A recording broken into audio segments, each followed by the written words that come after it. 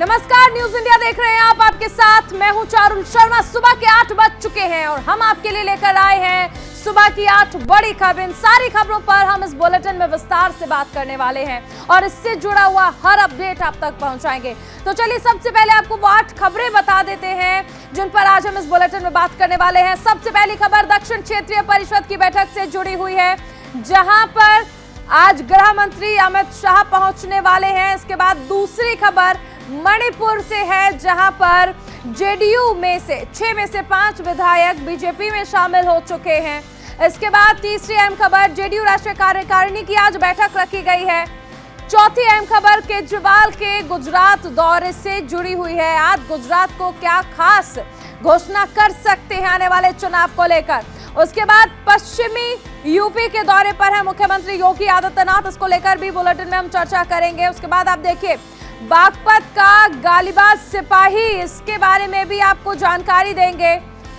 भगोड़े गोटबाया राजपक्षे एक बार फिर से श्रीलंका लौट चुके हैं। और आखिरी खबर पानी पानी पाकिस्तान। जी हां, हर तरफ पाकिस्तान में सिर्फ और सिर्फ बाढ़ का कहर देखने को मिल रहा है।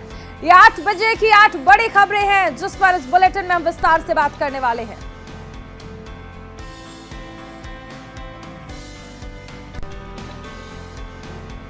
सबसे पहले बात करते हैं बड़ी खबर की। आज से 2 दिवसीय केरल दौरे पर हैं गृह मंत्री अमित शाह। दक्षिण क्षेत्रीय परिषद की आज दरअसल 30वीं बैठक है। तिरुवनंतपुरम में ये बैठक का आयोजन किया गया है। गृह मंत्री अमित शाह की अध्यक्षता में ये बैठक होगी, जिसमें कर्नाटक, केरल समेत दक्षिणी राज्य के मुख्यमंत्री शामिल होने वाले हैं। तटीय सुरक्षा और साझा हित के मुद्दों पर इसमें चर्चा की जाएगी। तो गृह मंत्री अमित शाह आज से 2 दिवसीय केरल दौरे पर रहेंगे। इस दौरान वो दक्षिण क्षेत्रीय परिषद की 30वीं बैठक, जो केरल की राजधानी तिरुवनंतपुरम में आयोजित होगी, इसकी अध्यक्षता करने वाले हैं। इस बैठक में केंद्रीय गृह मंत्री अमित शाह, केरल के मुख्यमंत्री पिनराई विजयन और अन्य दक्षिणी राज्य के मुख्यमंत्री शामिल होने वाले हैं। दक्षिणी केंद्र शासित प्रदेशों के उपराज्यपाल भी इस बैठक में हिस्सा लेंगे। इस बैठक में दक्षिण भारतीय राज्य के बीच नदी जल बंटवारे, तटीय सुरक्षा, संपर्क और साझा हित समेत अन्य मुद्दों पर चर्चा की जाएगी।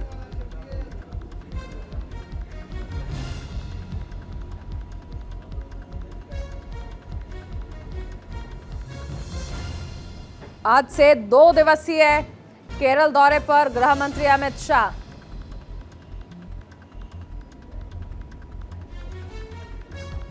दक्षिणी राज्य के मुख्यमंत्री इस बैठक में शामिल होने वाले हैं। तमाम मुद्दों पर देखिए इसमें चर्चा की जाएगी, जिसमें नदी जल बंटवारा भी एक अहम मुद्दा है, तटीय सुरक्षा भी एक अहम मुद्दा है।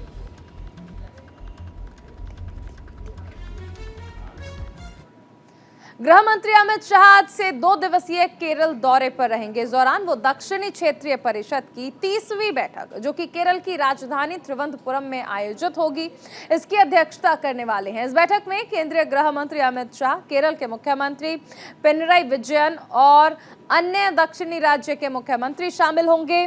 दक्षिणी केंद्र शासित प्रदेशों के उपराज्यपाल भी इसमें हिस्सा लेने वाले हैं। इस बैठक में दक्षिण भारतीय राज्य के बीच नदी जल बंटवारे, तटीय सुरक्षा, संपर्क और साझा हित के अन्य मुद्दों पर भी चर्चा होगी।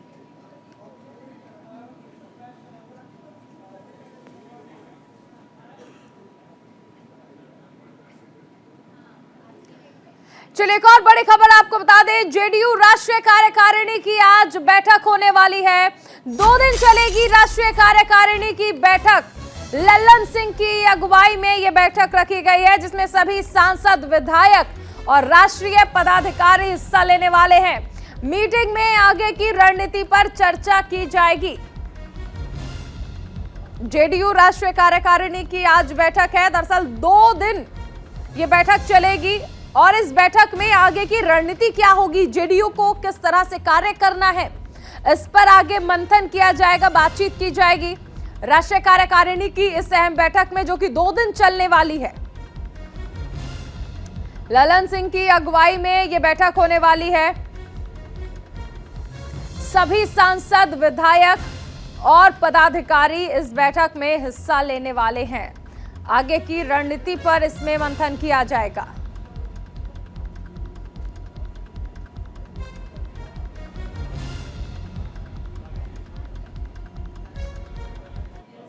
एक और बड़ी खबर आपको बता दें, मणिपुर से आ रही है, जहां पर नीतीश कुमार को बड़ा झटका लगा है। जेडीयू के 6 में से 5 विधायक बीजेपी में शामिल हो गए हैं। जेडीयू ने इसके लिए बीजेपी पर निशाना साधा है।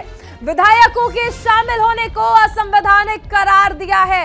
वहीं बीजेपी ने दिल खोलकर इन विधायकों का स्वागत किया है। मणिपुर में जेडीयू को बड़ा झटका। जेडीयू के 6 विधायक, जिसमें से 5 बीजेपी में शामिल हो चुके हैं। सीधे तौर पर जेडीयू ने कहा है कि विधायकों का इस तरह से भारतीय जनता पार्टी में शामिल होना असंवैधानिक है, लेकिन बीजेपी ने दिल खोलकर इन विधायकों का स्वागत करते हुए बयान साझा किया है।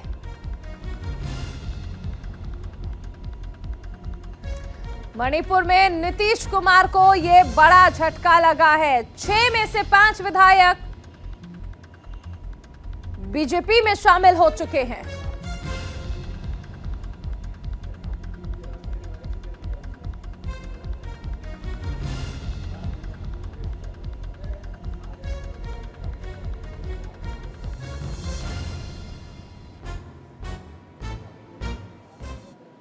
बिहार की बदली हुई सियासत पर आज जेडीयू की 2 दिवसीय राष्ट्रीय कार्यकारिणी की बैठक होगी। इस बैठक में कई अहम मायने निकाले जा रहे हैं इस बैठक के, और कई अहम मायनों से अगर देखा जाए तो इसे अहम माना जा रहा है। जेडीयू के राष्ट्रीय अध्यक्ष लल्लन सिंह बैठक में शामिल होंगे। बैठक में सभी राष्ट्रीय पदाधिकारी, सांसद, विधायक, विधान परिषद और सभी राज्य के अध्यक्ष मौजूद रहेंगे। इस बैठक में जिन एजेंडे पर चर्चा होगी उन्हें राज्य के पार्टी पदाधिकारी तय करेंगे।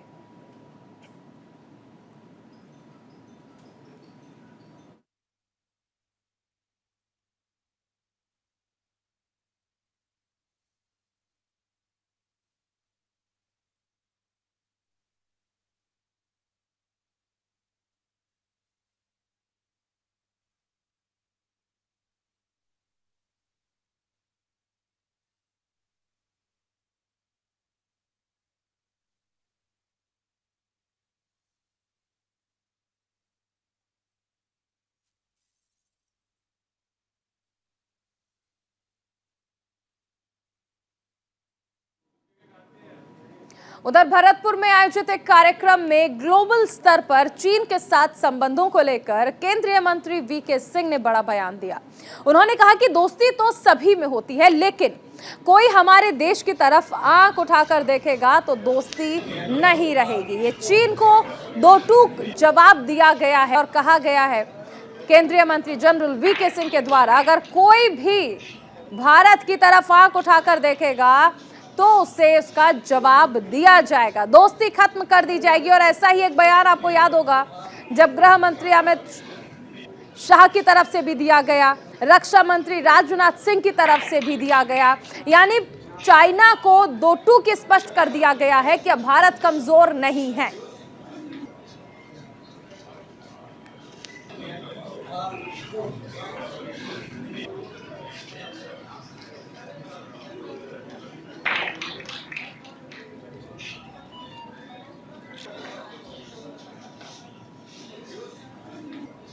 केंद्रीय मंत्री जनरल वीके सिंह ने चीन पर हमला बोलते हुए कहा कि कोई देश की तरफ आंख उठाएगा तो दोस्ती खत्म कर दी जाएगी।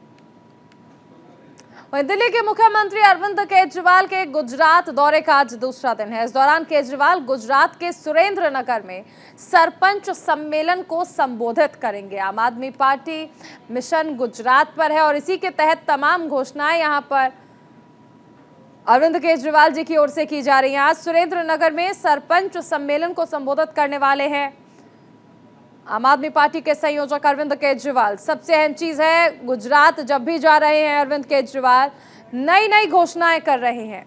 मिशन गुजरात पर आम आदमी पार्टी लगातार नजर आ रही है और अरविंद केजरीवाल भी लगातार गुजरात के दौरे कर रहे हैं, जहां पर साल के अंत में चुनाव होना है। विधानसभा चुनाव को लेकर आम आदमी पार्टी मिशन गुजरात पर पूरी तरह से फोकस कर रही है।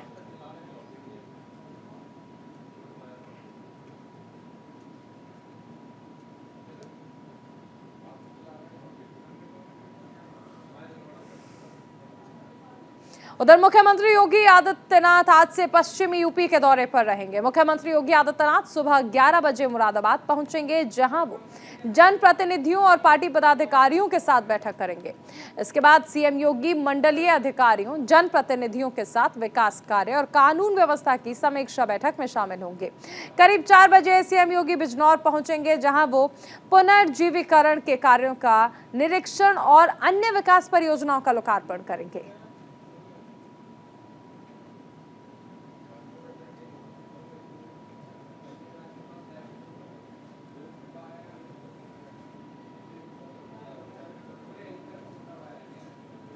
पश्चिमी उत्तर प्रदेश के दौरे पर हैं मुख्यमंत्री योगी आदित्यनाथ।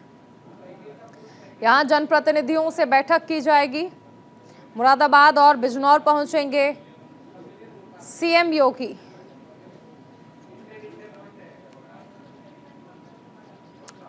चलिए बढ़ते अगली खबर की ओर। बच्चे की चाहत में आईवीएफ का चलन बढ़ता जा रहा है। वहीं लोगों ने आईवीएफ को कमाई का जरिया बना लिया है। ग्रेटर नोएडा में ऐसे ही एक फर्जी डॉक्टर से आईवीएफ करवाना महिला को महंगा पड़ गया, जिसमें 2 महीने की गर्भवती महिला को डॉक्टर की लापरवाही से अपनी जान गंवानी पड़ी। महिला के पति की शिकायत के बाद बिसरा पुलिस ने आरोपी डॉक्टर को गिरफ्तार कर लिया। दरअसल गाजियाबाद के वसुंधरा की रहने वाली चंद्रभान रावत की पत्नी ललिता रावत को आईवीएफ करवाना था। बीते 19 अगस्त को वो क्रिएशन वर्ड नामक आईवीएफ सेंटर पहुंची। आरोप है कि इसी दौरान डॉक्टर ने महिला को बेहोश करने वाली दवा की ओवरडोज दे दी, जिसकी वजह से महिला की तबीयत ज्यादा खराब हो गई। फिर 26 अगस्त को महिला की मौत हो गई। गिरफ्तारी के बाद जब पुलिस ने आरोपी डॉक्टर की एमबीबीएस की डिग्री पहचानी तो वो फर्जी निकली। बहरहाल आरोपी डॉक्टर के खिलाफ आगे की कार्रवाई की जा रही है।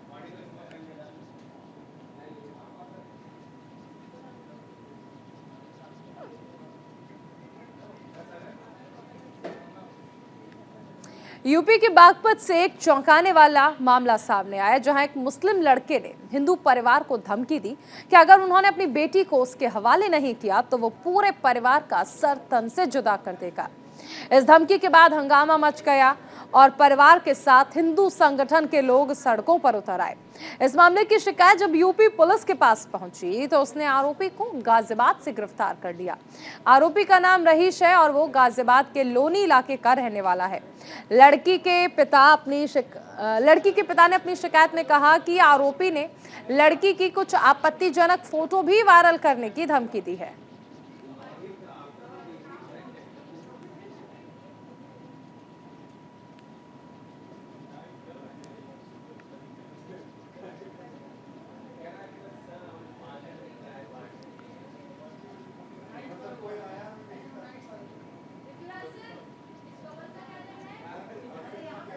और बात करते हैं श्रीलंका की, जहां के पूर्व राष्ट्रपति गोटाबाया राजपक्षे शुक्रवार देर रात सिंगापुर एयरलाइंस से अपने देश लौट आए हैं। 73 साल के राजपक्षे करीब 7 हफ्ते के बाद बैंकॉक से सिंगापुर होते हुए श्रीलंका पहुंचे। कोलंबो के बंदरा नायक इंटरनेशनल एयरपोर्ट पर कई मंत्रियों ने उनका स्वागत किया। उन्हें भारी सुरक्षा के बीच एयरपोर्ट से बाहर निकाला गया। दरअसल श्रीलंका में उत्पन्न हुए आर्थिक संकट के कारण जुलाई के पहले हफ्ते में जन आंदोलन शुरू हुआ था। 9 जुलाई को आम जनता ने राष्ट्रपति आवास और प्रधानमंत्री आवास पर कब्जा कर लिया था, जिसके बाद 13 जुलाई को परिवार समेत गोटाबाया राजपक्षे देश छोड़कर भाग गए थे।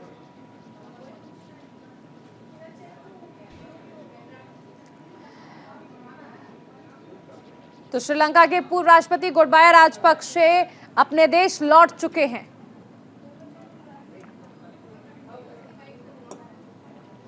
सबसे अहम चीज है कि जिस दौरान गोटाबाया राजपक्षे देश छोड़कर भागे, भ्रष्टाचार समेत तमाम आरोप उन पर लगे हुए थे, लेकिन अब जब वो देश वापस लौट आए हैं तो क्या देश की जनता उन्हें स्वीकार करेगी? जिस तरह का आक्रोश जनता के अंदर देखने को मिला था गोटाबाया राजपक्षे को लेकर, क्या वो आक्रोश अब थम जाएगा?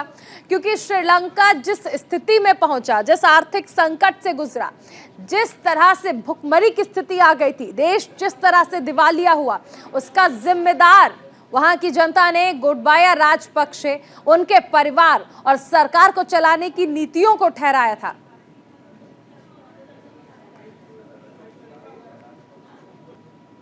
उधर वाराणसी में रक्षा मंत्री राजनाथ सिंह ने काशी में देखो हमारी काशी नामक पुस्तक का विमोचन किया।